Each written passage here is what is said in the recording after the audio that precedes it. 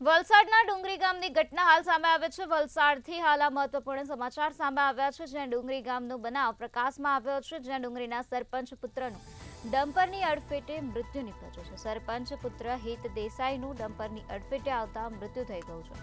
Dumper સાથે અકસ્માત સર્જાતા તેઓનું મૃત્યુ થયું। આ સમગ્ર મામલે પોલીસને જાણ કરાઈ ત્યારે પોલીસ ઘટના સ્થળે પહોંચી હતી। પોલીસ દ્વારા હાલ આ સમગ્ર મામલામાં વધુ કાર્યવાહી હાથ ધરવામાં આવે છે। તો વલસાડના ડુંગરીના સરપંચ પુત્રનું ડમ્પરના અડફેટે આવી જતા મૃત્યુ નીપજ્યું છે।